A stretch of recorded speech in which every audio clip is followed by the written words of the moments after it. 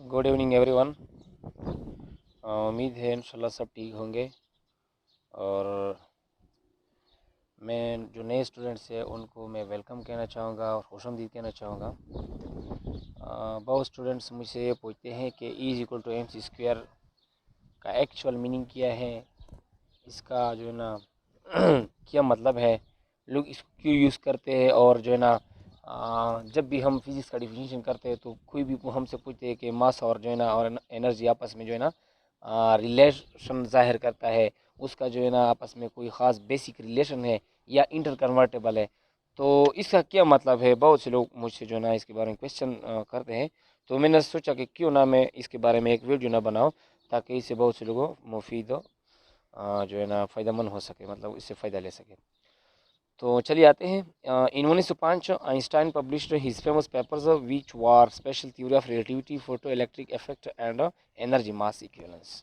1905 में आइंस्टाइन जो था, एल्बर्ट आइंस्टाइन, उसने अपने पेपर्स पब्लिश किए, रिसर्च के। उसमें से एक था स्पेशल थ्योरी ऑफ रिलेटिविटी, दूसरी पेपर जो थी इसमें उनमें से फोटो इलेक्ट्रिक इफेक्ट की पेपर थी, और थर्ड जो पेपर थी एनर्जी मास इक्विवेलेंस पेपर। और इसी पेपर की बदौलत, यानी इस एनर्जी मास इक्विवेलेंस पेपर की बेस की बदौलत हमें एक इक्वेशन मिला, जिसे हम कह सकते हैं कि E is equal to M C square, जो कि रोज़मर्रा ज़िंदगी में बहुत ही मुफीद है और यूज़फुल है, और इससे बहुत ज़्यादा इजादात हुए, और जिसकी बदौलत हमने एटम बम भी बनाए, और बहुत ज़्यादा जो है ना इजादात हमें हासिल की गए हैं। और मैं यानी हम बहुत से लोगों से ये सुनते आ रहे हैं कि मास और तवानाई आपस में कन्वर्ट हो जाते हैं। It is actually totally wrong. ये सब गलत है जो लोग कहते हैं कि मास और एनर्जी आपस में इंटर कन्वर्टेबल है। But actually mass is a form of energy, यानी it is a type of energy. इस हम ये कह सकते हैं कि मास जो है ये एनर्जी का एक शक्ल है, या एनर्जी जो है ये अगर हमारे पास एनर्जी हो तो समझो कि हमारे पास हो मास है, या अगर हमारे पास मास हो तो समझो कि हमारे पास हो एनर्जी है। यानी ये हर किस ये नहीं कह सकते कि ये आपस में इंटर कन्वर्टेबल है, but they are a type of energy. तो हम एक एग्जांपल लेते हैं।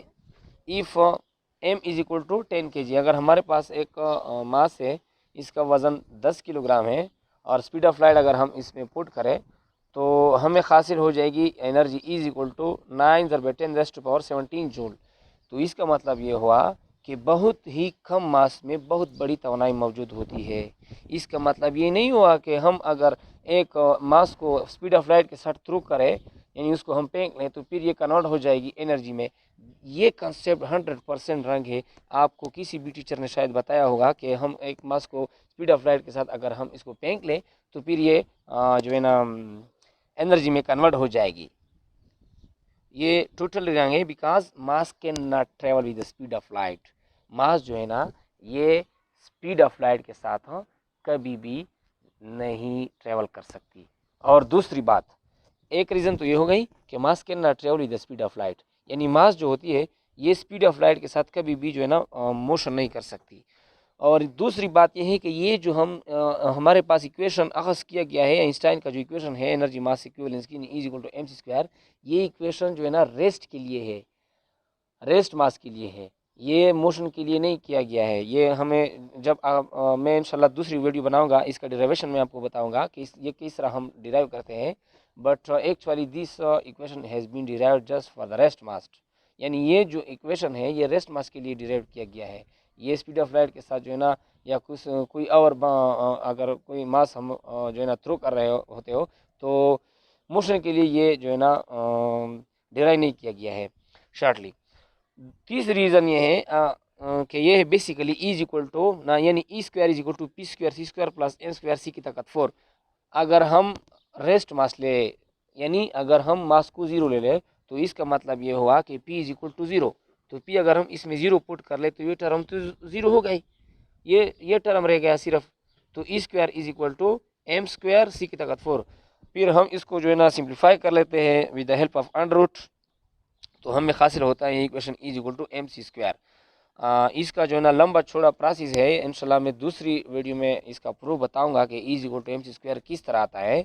तो बेसिकली इस इक्वेशन का मतलब ये हुआ कि अगर हमारे पास मास हो, फॉर एग्जांपल ये 10 किलोग्राम हो या 5 किलोग्राम हो या ग्राम में क्यों ना हो, रेस्ट मास हो, तो इसके साथ हम सी की वैल्यू पुट करें इस इक्वेशन में, और हमें ये पता चलेगा कि इस मास में कितनी एनर्जी है। इस इक्वेशन का मतलब सिर्फ ये होता है, it means that this equation is only relate with the rest mass not with the motion. यानी यही वही बात फिर से हो गई कि ये इस इक्वेशन का मतलब ये हुआ कि ये इक्वेशन जो है रेस्ट मास के साथ इसका ताल्लुक है, कभी भी हम इसको मोशन के साथ कोरिलेट नहीं करेंगे। अगर किसी ने आपको ये बताया हो कि मास और एनर्जी आर इनकन्वर्टेबल, तो ये टोटली रंग है। क्यों? क्योंकि this equation is not related with the motion, just it is related with the rest. ये इस रेस्ट के साथ इसका ताल्लुक है, मोशन के साथ कभी भी इसका ताल्लुक हो नहीं सकता। दूसरी बात, अगर इस क्वेश्चन में यानी E equal to M C square ये जो टॉपिक है किसी को भी थोड़ा बहुत दिक्कत हो या कोई मसला हो तो कमेंट करके बताएं, ठीक है। इंशाल्लाह कल या परसों मैं और वीडियो बनाऊंगा, तब के लिए इंशाल्लाह मैं इजाज़त चाहूँगा। खुदा हाफिज़।